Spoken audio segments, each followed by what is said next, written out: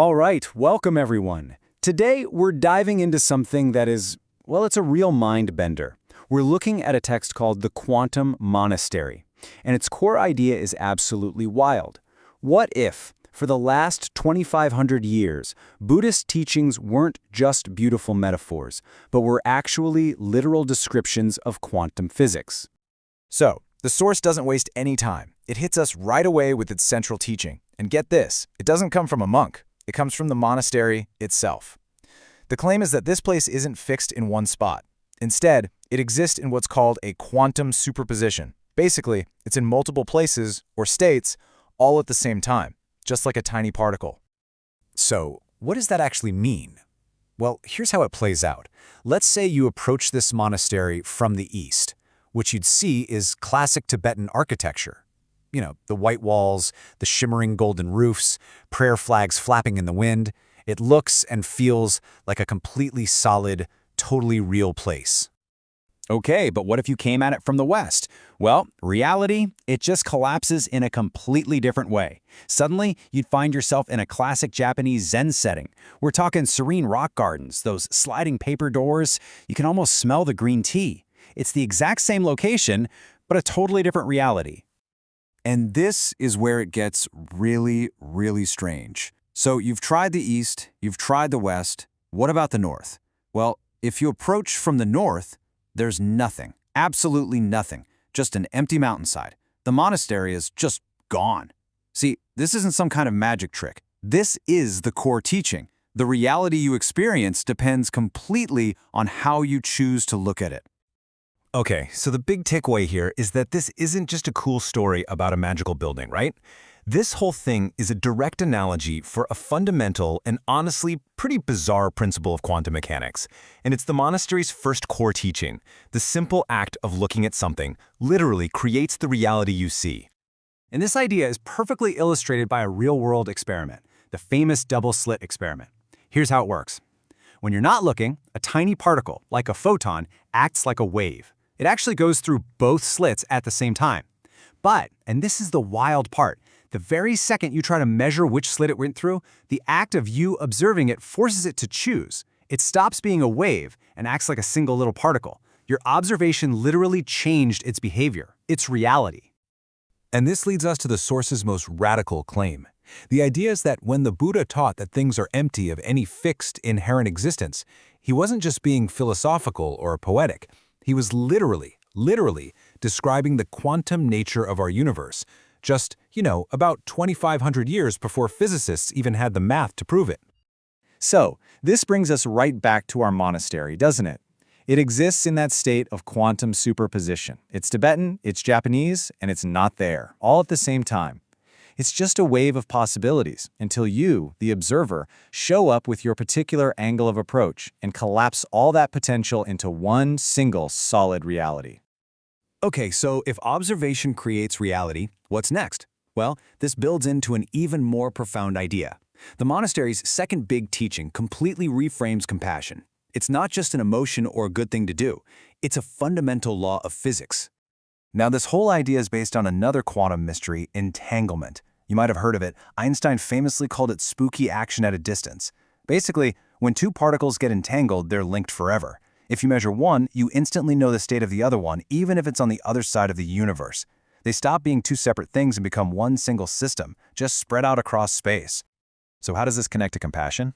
Well, here's the monastery's view. Normally, we think of compassion as feeling for another person.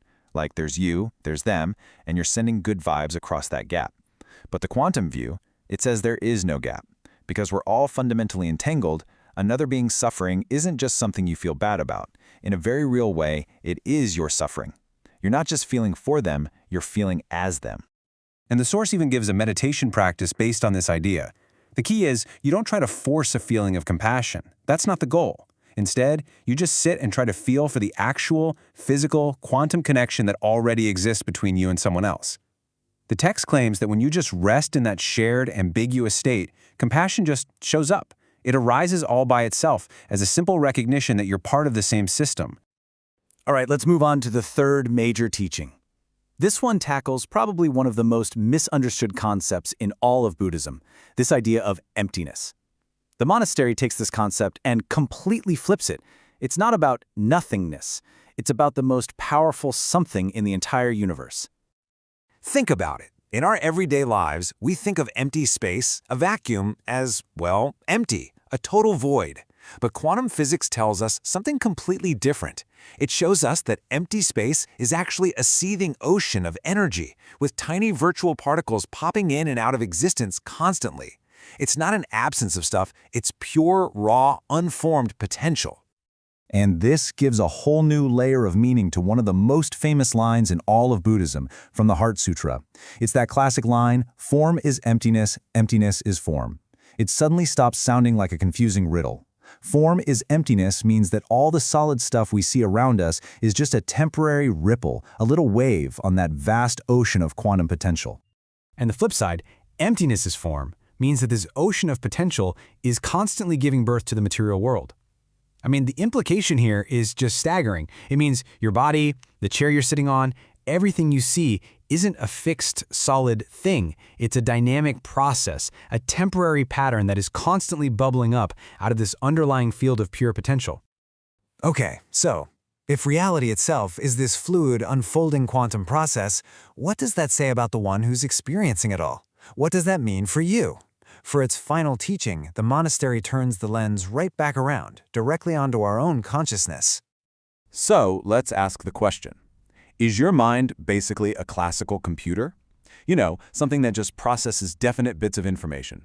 A 1 or a 0, a yes or a no, in a nice straight line. Or is it something else?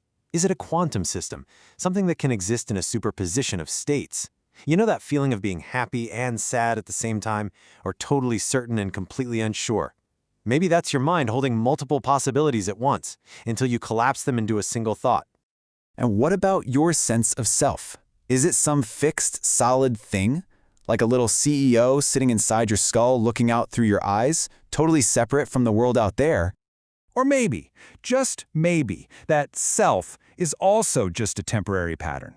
A wave of potential, fundamentally and physically entangled with absolutely everything and everyone, just one part of a vast, interconnected quantum system. And this all leads to the monastery's final, and maybe most provocative statement. It comes from a story where a monk asked the master, "If we're all entangled, why don't I feel everyone else's suffering?" And the master's reply just flips the whole thing on its head. The implication is that a lot of what we think of as our own private anxiety, our sadness, our restlessness, maybe it isn't ours alone at all. Maybe it's the signal we're picking up from the vast, entangled network we're all a part of. A pretty profound thought to leave you with. So there you have it, the Quantum Monastery. It's this incredible fusion of ancient wisdom and cutting-edge physics that really challenges our most basic ideas about how reality works. Thanks so much for tuning in.